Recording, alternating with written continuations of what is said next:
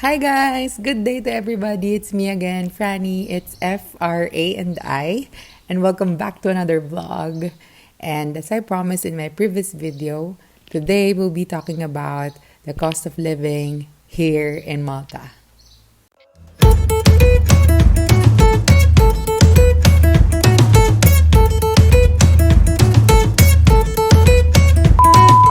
Kung di ka pa nakasubscribe sa channel ko, please do so by clicking the subscription button down there. And for you to be notified sa aking future video, i-click mo na rin yung notification bell.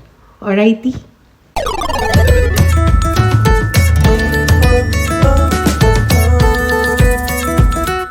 So for today's discussion, ano-ano nga ba ang mga pag-uusapan natin in relation to cost of living here in Malta? Unang-una na dyan at pinakamalaki sa lahat ay ang rent. Pag-uusapan din natin ang utilities, and then transportation cost, and then lastly, your groceries and other basic necessities. So yun, pag-usapan natin ang rent. So yung rent would be the highest cost that you will incur while staying here in Malta. So medyo mas malaki siya kumpara talaga sa Pilipinas. So magkano nga ba ang renta dito sa Malta? So magdedepende yan sa tatlong bagay. Yung unang-una na dyan is yung location. So the more na mas malapit ka sa commercial areas at central business district areas dito sa Malta, mas mahal ang magiging renta mo. Number 2, depende siya kung gaano kalaki yung place na gusto mo. So, meron ditong studio unit, 1-bedroom unit, 2-bedroom units, 3-bedroom units. Just to give you an idea how much it is. So, I will give you a rough estimate. Ito yung usual prices dito, malapit sa commercial areas. So, yung studio units, the 1-bedroom unit usually cost around 450 to 600 euro. It could be more, pero yun yung usual price niya. It depends on whether mas malapit siya, mas maganda yung area mo, and pangalawa dun, pagka medyo mas modern, medyo mas mahal talaga yung lugar. Yung 2-bedroom units naman, around 600 to 800 euro per month siya. And then, yung 3-bedroom units naman, around 800 to 1,000 euro and above. So, pwedeng mas malaki pa siya. Again, kung mas maganda yung lugar and mas modern yung lugar, mas mahal usually siya. So, dito naman sa Malta, kahit mahal yung living spaces, okay naman siya kasi fully furnished na siya talaga pag nagpunta ka dito. So, wala ka na talagang bibit-bitin, sarili mo na lang yung dadalin mo. So, bigay na nila lahat. Like, even unan, meron na yung mga cabinets, kama, mga ganyan, pati even kobre kama kasama na. So, wala ka masyadong iintindihin. And then, yung pangatlo is yung setup mo. So, syempre, kung gusto mo sa'yo lang yung lugar, medyo mas malaki yung cost mo. Pero kung sa sharing, yun, mas medyo makakamura ka kasi may kahati ka. Dito sa Malta naman, usually may limit yung mga bahay kung ilan kayo. Hindi porket like, sobrang laki ng space. Pwede na hanggang 10. So, yung iba, nagli-limit talaga yung mga owner. So, you have to talk to the lessor ilan yung allowed na tao para malaman nyo din in case group kayo magpupunta dito. So, saan ka nga ba makakahanap ng mga parentahang bahay dito sa Malta?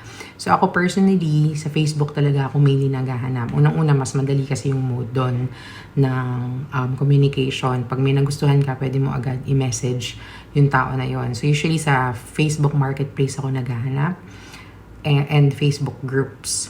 Yan. So, I will put the Facebook, yung mga groups that I usually look into pagka naghahanap ako ng bahay dito sa Malta.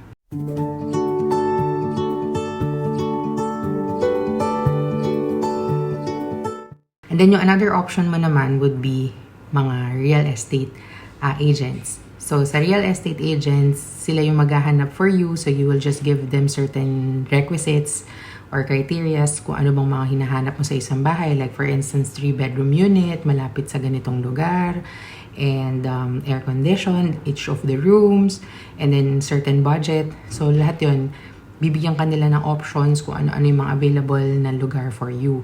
And then, yun, ibibigay na nila sa yun. Actually, ideal yung agent, specifically pagka ala ka pa rito sa Malta, kasi pagka sa mga Facebook. Pictures lang. Pero pagka sa agent, nagbibigay talaga sila ng video. Ako personally, nung unang punta ko dito sa Malta, nag-agent talaga kami kasi lahat kami no nasa Pilipinas pa. And then wala naman kaming kakilala dito para maghanap ng bahay or mag-inspect.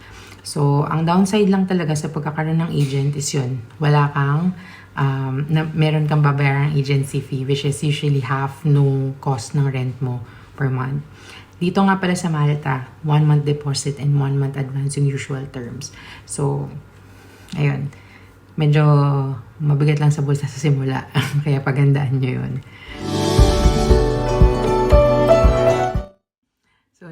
So, next natin yung utilities. Sa utilities naman, usually tatlong bagay lang naman yun. Bahay, kuryente, tubig, tsaka internet. Sa kuryente, tsaka sa tubig, usually every 2 months siyang ditong binibill. At ako, syempre iba-iba kasi siya per household eh. Pero just to give you a rough estimate, ako 20 to 30 euro per month yung itinatabi ko for the water and the electricity. And then for the internet, usually 25 euro siya per month per package. So paghahatian nyo siya, depende kung ilan kayo sa bahay.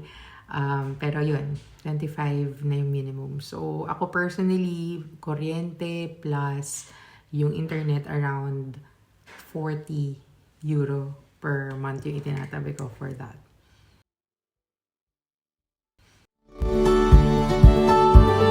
So next is the transportation. So sa transportation, ang major transportation means po dito sa Malta is through bus.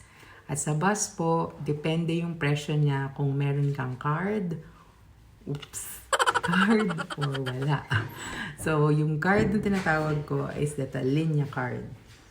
So, discuss muna natin yung wala. Okay? So, pag wala, usually, ang cost ng transportation is about 1.5 euros to 2 euros kasi depende siya sa season. Pag summer, iba yung rate. Pag winter, iba din yung rate. So, it is valid po for within 100 minutes. So, ibig sabihin, pag sumakay ka ng bus, magbabayad ka ng 150, bibigyan ka ng resibo ng driver. At yung resibo na yun, pwede mong ipakita sa susunod na bus. If it's within the 100-minute mark, libre yung bayad mo, hindi mo na kailangan magbayad ulit ng 150. Pero pag beyond that, actually dun sa may resibo, makikita mo na din kung until what time siya valid. Ngayon, dun naman sa card, sa merong Talinya card, ang bayad mo lang po ay 0.75 fixed throughout the year, regardless of season. So, same way din siya, 0.75 siya, valid for within 100 minutes. Sa Malta, pagka may card ka at naka-reach ka ng 26 euro for a month, yung succeeding na bus trips mo would already be free. So, yun yung maganda doon. So, yun yung cap niya, 26 euros per month. I highly suggest, before kayo magpunta rito, if may mga friends naman kayo na pwede nyo gamitin yung address to send your Talinya card, I highly suggest na kumuha na kayo. I'll put the link down below where you can actually get your card. Yung usual cost niya is around 35. Sa initial registration, 35 euro siya, 15 for the card, and then yung 20 is consumable dun sa Talinya nyo. Okay? So, ang last natin, but not the least, is the basic necessities. So, syempre, iba-iba tayo sa pagdating sa mga groceries at sa mga pangangailangan natin. So, yung iba medyo mas magarbo mag-grocery at mas magarbo ang pagkain. Iba naman hindi. Pero ako personally, nagtatabi po ako ng 200 euros. Yung 100 euros ko is for the grocery. Yung 100 euros para sa mga anik-anik na binibili ko. Kailangan mo bumili ng gamot, at least wala na siya dun sa grocery mo. So, nandun siya sa 100 euro ko. Gagawa ako ng separate video ng grocery with me so that you would have an idea how much ba yung mga bilihin dito sa Malta. Pero note medyo mas mahal talaga dito compared sa Pilipinas. Hamak laki, magugulat ka. Kasi yung medyo yung mga presyo ng gulay dito mahal at saka lalo na ng mga meat products. Hindi ko lang alam kung magkano na ngayon yung meat products sa Pilipinas. I know it's somehow already ramped up because of the pandemic. Pero yun, para for me, medyo mas mahal pa rin dito compared sa Pilipinas. So, to wrap it all up, usually, ang tinatabi kong pera para sa aking monthly expenses is more likely 500 euros. Again, depende po yun. Hindi po tayo pare-pareho. Some could actually find a place na mas mura. Malaki kasing part yun ng cost. And then yung iba naman naglalakad lang papunta sa trabaho. So hindi din nila kailangan, hindi din sila gumagastos ng malaki for the transportation. Ako personally guys, hindi ako nagtatranspo. Ito talaga ginagamit ko lang pagka kailangan kong mag-field work or kailangan kong kailangan kong gumala. Ganun siya. So, yun lang guys. Dito na nagtatapos yung video niya to. Thank you for watching. If you have questions, again, please feel free to put it in the comment section below. And if you have any suggestions of the videos that you would like me to cover or to make, please feel free din na ilagay lang yun sa comment section below. So, don't forget to hit the like button if you like this video and paki-click na rin yung subscribe button at yung bell beside it para notified ka sa aking mga future videos. Thank you for watching. Bye! See you in the next video.